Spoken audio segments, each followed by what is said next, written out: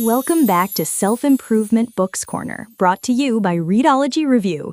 I'm Emma, your host, and with me, as always, is our resident book guru, Ethan. Hey everyone, great to be back and chat about another transformative read. Today, we're diving into a book that's really made waves in the personal development world, and for good reason. It's called The Mountain Is You by Brianna Wiest. Ethan, the title itself is quite intriguing, and the slogan for the book is, "If you don't solve the problem, you become the problem." Can you kick us off by explaining what this book is all about and what that powerful slogan truly means? Absolutely, Emma. That slogan, "If you don't solve the problem, you become the problem," really hooked me too. At its core, The Mountain Is You delves into the pervasive issue of self-sabotage. It's about understanding that often the biggest obstacle standing between us and the life we desire isn't an external force, but rather ourselves. The book challenges the common misconception that self-sabotage is about self-punishment or a lack of confidence.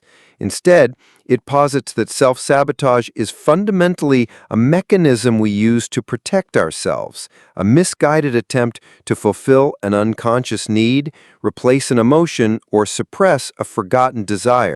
That's a fascinating perspective. So it's not just about a lack of willpower, but something deeper. Can you elaborate on why we engage in self-sabotage if it's supposed to be protective? What are these underlying issues? That's a great question, and it's where the book really shines, Emma. Brianna Wiest breaks down several core reasons for self-sabotage. Unconscious needs and coping mechanisms. Many of our habits and behaviors, especially the self-destructive ones, are intelligently designed by our subconscious to meet unfulfilled needs. For example, someone might sabotage relationships because deep down they want to find themselves, or they recreate family dynamics where they felt helpless. The book stresses that self-sabotage is often a flawed coping mechanism, offering temporary relief without truly solving the problem. Irrational anxieties and negative unconscious associations. Often our most self-destructive behaviors stem from long-standing unexplainable fears, like feeling unintelligent, unmotivated, or unlovable. We might have negative associations with success or wealth if we grow up hearing that rich people are bad. This creates an internal conflict where achieving what we consciously want clashes with our subconscious beliefs, leading us to self-sabotage to avoid perceived negative outcomes. Resistance to novelty. Humans naturally resist novelty because it represents a loss of control. Even positive changes can be uncomfortable until they become familiar. This discomfort can then be misidentified as something being wrong or alarming, pushing us back to what's familiar, even if it's not truly beneficial. It's about our upper limit, the amount of good we unconsciously allow ourselves to experience before we sabotage it to return to our comfort zone. Outdated belief systems. Our lives are profoundly shaped by our beliefs about ourselves and the world. If we believe we're destined for a certain income level, or that we're inherently anxious, these beliefs become self-fulfilling prophecies. The book emphasizes that to heal, we must identify and change these negative and false beliefs. It sounds like a lot of what we consider to be our flaws are actually clever, albeit unhelpful, strategies. The book also details many specific ways self-sabotage manifests. Could you share a few common examples that listeners might recognize in their own lives? Absolutely. The book really offers a comprehensive look at how self-sabotage appears.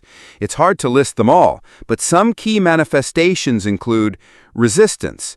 This happens when we need to do something but can't bring ourselves to do it, especially when things are going right in our lives, like starting a great new relationship or business idea. It's our way of slowing down to ensure safety with the new, or a warning sign that something isn't right. Perfectionism.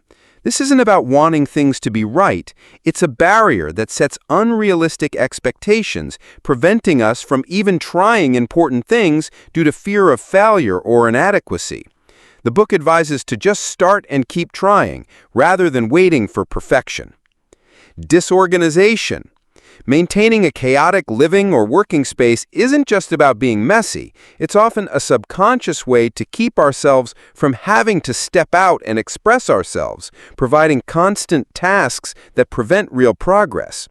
Busyness. Constantly being busy is often a way to escape ourselves. It's a distraction from what's truly wrong, a way to avoid uncomfortable feelings or realities. Clinging to unwanted things. This occurs when we pursue goals or relationships that aren't truly what we desire, perhaps because they were someone else's dream for us or an old ambition. It leaves us feeling empty and unfulfilled. Judging others. If we constantly judge others, especially those more successful than us, we create unconscious links that sabotage our own efforts to achieve similar success. Fear of failure and guilt. These often prevent us from even attempting new things or embracing success. Guilt, in particular, can make us feel undeserving of happiness or abundance. Wow, those are incredibly relatable. It seems self-sabotage is far more nuanced than just procrastination. To support the author and publisher, we encourage you to purchase and read the full physical version of the book. We have attached the link to buy the book in the video description. You can refer to it. And if you'd like us to create a brief summary or review of a particular book, don't hesitate to leave a comment under this video. If we've read it, we'll definitely fulfill your request. Ethan, given all these ways we self-sabotage, how does the book guide us towards overcoming these patterns and truly changing our lives?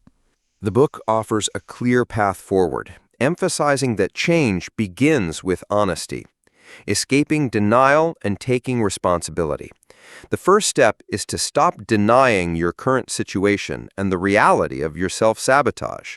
We tend to blame external factors, but true healing begins when we take accountability for our lives and ourselves. The book encourages making a clear, honest list of everything you're unhappy about, no matter how specific.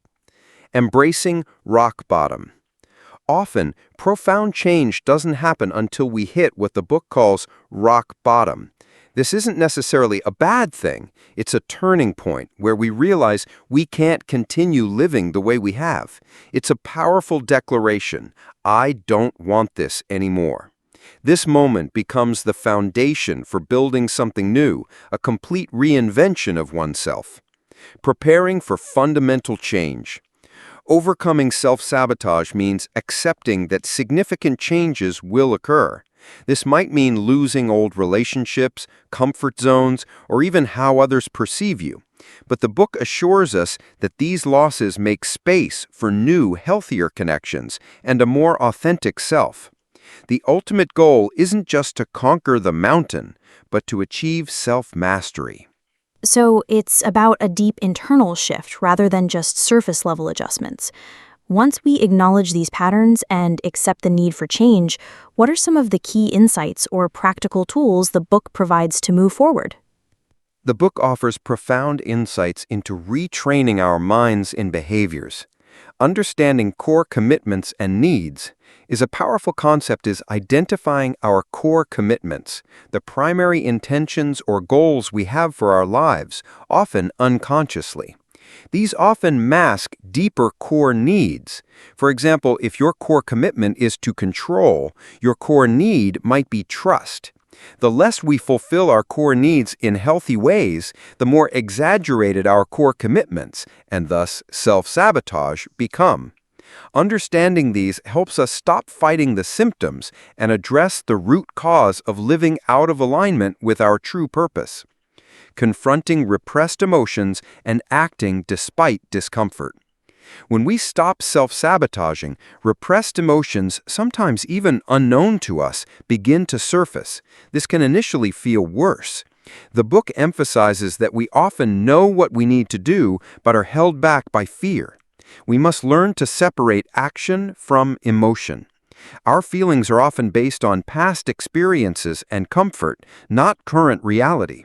We need to act even when we don't feel like it, using logic and vision to guide us, creating momentum and new habits. Listening to our inner guidance, intuition versus fear. The book also provides a detailed guide on interpreting our emotions and intuition. Emotions as messengers. Every negative emotion, like anger, sadness, guilt, shame, envy, regret, or fear, carries a message. Anger, for instance, shows us our boundaries and motivates action. Guilt can highlight where we've treated others unfairly or where we're not acting in our own best interest. Instead of suppressing them, we should listen to what they're trying to tell us about our unmet needs or unresolved issues. Distinguishing intuition from fear. This is critical. Intuition is calm, rational, quiet, and typically accurate because it draws on vast subconscious information. It's a reflex, a direct knowing, usually about the present moment. Fear, or compulsive thinking, on the other hand, is loud, irrational, repetitive, and often projects future worst-case scenarios. It comes from our fearful, smaller self. The book teaches us to discern these two, emphasizing that while emotions are valid, they aren't always accurate reflections of reality or our capabilities. So it's about deeply understanding ourselves, our hidden motives, and then taking intentional action, even when it's uncomfortable. This sounds like a truly transformative journey. It is, Emma. The book outlines 7 chapters, progressing from identifying self-sabotage to building emotional intelligence, freeing the past, building a new future, and ultimately moving from self-sabotage to self-mastery. It's a holistic process that empowers you to develop yourself and change your mindset to solve your problems. The ultimate takeaway is that the person you become in the process of overcoming your obstacles will always be with you. That's a powerful message to end on. It truly makes the case that our inner landscape is the most crucial frontier for personal growth. Ethan, thank you so much for breaking down The Mountain Is You for us today. Your insights have been incredibly valuable. My pleasure, Emma. It's a book I highly recommend for anyone feeling stuck or wanting to understand themselves on a deeper level. And to all our listeners, thank you for joining us on Self-Improvement Books Corner. Remember, the path to personal transformation starts with understanding, and Brianna Wiest's The Mountain Is You is a fantastic guide. We'll be back next time with another insightful review. Until then, keep reading, keep growing, and conquer your own mountains.